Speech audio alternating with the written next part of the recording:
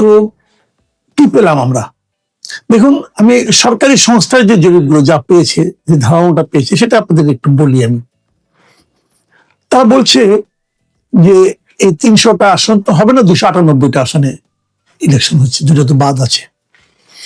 এই 298টা আসনের মধ্যে তাদের বিবেচনায় বিএনপি জিতবে 150টা, জামাত জোট বিএনপি হবে, জোট না খেলে বিএনপি এককভাবে জিতবে 150টা আসনে, জামাত জোট জিতবে 70টা আসনে, স্বতন্ত্র জিতবে 55 জন। এটা কিন্তু একটা সিগনিফিকেন্ট। স্বতন্ত্র তারা কেন 55 জন বলল? আপনাদের মনে আছে নিশ্চয়ই যে বিএনপির কিন্তু বিদ্রোহী প্রার্থী আছে 79 জন। এই 79 জন প্রার্থী যারা আছে বিদ্রোহী, এদের মধ্যে আমার হিসাবে, আমি যতটুকু হিসাব করে দেখেছি, প্রায় ধরেন আপনার 42 থেকে 45 জন এরা খুবই স্ট্রং ক্যান্ডিডেট। মানে এরা হয় নিজেরা জিতবে অথবা অন্য কাউকে জেতাবে। মানে যদি নিজে জিততে নাও পারে, বিএনপির ভোট তারা এতটাই কাটবে যে ওখান থেকে হয়তো জামাত অথবা অন্য কেউ বেরিয়ে যাবে। বিএনপি এই যে তাদেরকে নিয়ন্ত্রণ করতে পারে না, এই 79 জনকে নিয়ন্ত্রণ করতে পারে না, আমি মনে করি এটা বিএনপির একটা বড় রাজনৈতিক ব্যর্থতা। তারা এমন লোককে নিয়ে রাজনীতি করেছে যারা দলের স্বার্থকে ইগনোর করেছে।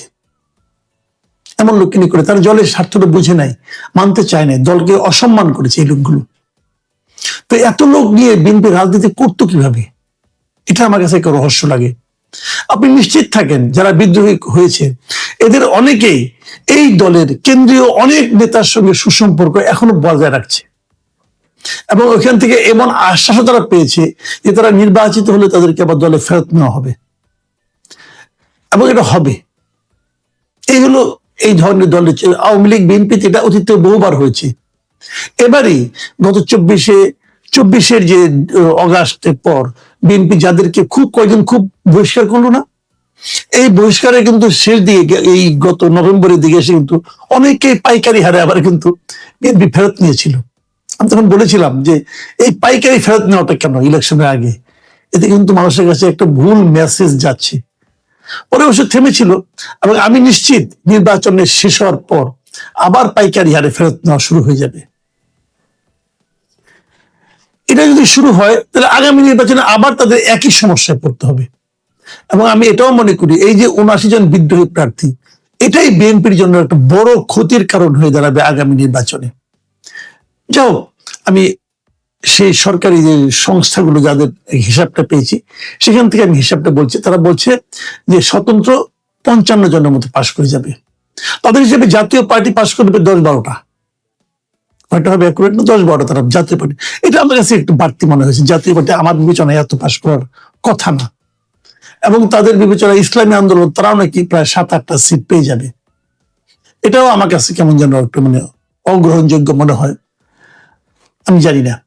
এবং তাছাড়া অন্যান্য যারা আছে, বিভিন্ন দল আছে, কোনো দল আছে 1-2 জন করে পাশ করবে, সেরকম সংখ্যাও তারা দেখিয়েছে 5 জনের মতো।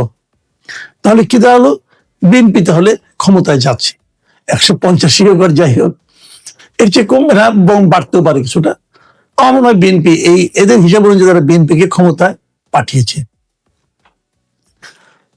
আমি আরেকটা হিসাবের কথা বলছি, এটা বলছিলাম যে একটা পত্রিকা, একটা জাতীয় দৈনিক, ওনারা একটা হিসাব করেছেন ওনাদের মতো করে। এই হিসাবটা আমার কাছে অধিকতর গ্রহণযোগ্য মনে হয়েছে, আমার খুব ইন্টারেস্টিং মনে হয়েছে। এই কারণে ওরা দুটো ভাগ করেছে। একটা ভাগ হলো যে নিশ্চিত জিতবে, আর একটা ভাগ হলো যে আসনগুলিতে খুব প্রতিদ্বন্দ্বিতা হবে। তাদের হিসাবে 88টা আসনে বিএনপি কোন রকম প্রতিদ্বন্দ্বিতা না করেই জিতে যাবে। 88টা, 88। এই আসনগুলিতে বিএনপিকে কোন ধরনের প্রতিদ্বন্দ্বিতারই মুখোমুখি হতে হবে না। এরকম ভাবে জামাত জিতবে 51টা আসনে, কোন ধরনের প্রতিদ্বন্দ্বিতা নাই, তারা মোটামুটি নিশ্চিত তারা 51টা আসনে জিতে যাবে খুব ইজিলি। আর 17টা আসনে স্বতন্ত্র প্রার্থীরা জিতবে। স্বতন্ত্র মানে ওই বিএনপি বিদ্রোহীরা 17টা আসনে তারা নিশ্চিত ভাবে জিতবে। এখানে তাদের সঙ্গে অন্য কোনো প্রতিদ্বন্দ্বিতা হবে না, সেটা বিএনপি হোক জামাত হোক, কেউ তার সঙ্গে ফাইট করতে পারবে না। তারা এনসিপি কে দিয়েছে 2টি আসন, এই 2টি আসনে এনসিপিও বেশ আরামের সঙ্গেই জিতে আসবে। আমার ধারণা সম্ভবত এই দুটো, একটা হাতিয়ার আব্দুল হান্নান মাসুদ আর একটা হাসনাত আব্দুল্লাহ হতে পারে, আমি শিওর না, তো আমার ধারণা তাই হবে। আমি শিওর হলে এখন বলবো না আর কি, তো বললাম এই দুটো। তাদের হিসাবে জাতীয় পার্টি জিতবে 4টা আসনে, এগুলো একদম নিশ্চিত। এছাড়া এর বাইরে অন্যান্য বিভিন্ন দলের থেকে 4 জন প্রার্থী তারা জিতে আসবেন। এরা এই পত্রিকাটার বিভিন্ন করসপন্ডেন্ট যারা আছেন তাদের সঙ্গে কথা বলে তারা যেটা বের করেছেন। আমার ধারণা আরো অনেক পত্রিকা কাজ করছেন, যদি এটা মিলে যায় আমি নির্বাচনের পরে পত্রিকাটার নামও বলবো আপনাদেরকে। এবং তাদের হিসাবে এই যে বললাম না কঠিন প্রতিদ্বন্দ্বিতা, তার সংখ্যা হলো 132টা আসনে। 132টা আসনে কঠিন প্রতিদ্বন্দ্বিতা হবে, এটা তারা মনে করে। মানে এই 132টা আসনে আসলে ডিসাইডিং ফ্যাক্টর হবে। এই 132টা আসনে যারা জিতবে, যারা ভালো করবে, তারাই আলটিমেটলি সরকার গঠন করবে। তার মানে এই 132টা আসন থেকে বিএনপি যদি 62টা আসন পেতে পারে, তাহলে কিন্তু তাদের 150 হয়ে যায়। খুব সিম্পল কিন্তু। কাজে আর এই 162টা থেকে 132টা থেকে জামাতকে পেতে হবে 99টা আসন। জামাত যদি 132টার মধ্যে থেকে 99টা পায়, কেবল তাহলে তারা ক্ষমতা দখল করতে পারবে, মানে সরকার গঠন করতে পারবে। আর বিএনপির জন্য 62টাই এনাফ। আমি যদি এটাকে মাথায় রাখি, তাহলে আমরা বলতে পারি যে মোটামুটি বিএনপির জন্য সরকার গঠন করাটা একটা সম্ভাবনাটা বেশি ইজিয়ার আমার কাছে মনে হচ্ছে। কারণ 132টা আসনে মধ্যে থেকে জামাত ইসলাম মানে 99টা আসন জয়ী হয়ে যাবেন, এটা আসলে একটু কঠিন হয়তো বা হবে। কিন্তু আমরা সব মিলিয়ে যেটা দেখলাম, যে আপনি যেমন ধরা যাক, আমি একটা কথা বলি, প্রায় বলি আমি, যে গত 24 অগাস্টে সরকার পতন হয়েছিল। নির্বাচনটা যদি 24 ডিসেম্বরে হতো, তাহলে বিএনপিকে কিন্তু এত হিসাব নিকাশ করতে হতো না। কিন্তু 6 মাসের মাথায় না হয়ে, 4 মাসের মাথায় না হয়ে, 1.5 বছরের মাথায় হওয়াতে বিএনপিকে কিন্তু একটু হিসেব নিকাশের মধ্যে পড়তে হচ্ছে। কারণটা কি? এটা হলো আমার মূল প্রশ্ন, কারণটা কি? যত দিন গিয়েছে বিএনপির জনপ্রিয়তা কেন কমলো? এই বিষয়টা নিয়ে কি বিএনপির নেতৃবৃন্দ ভেবেছেন একবার?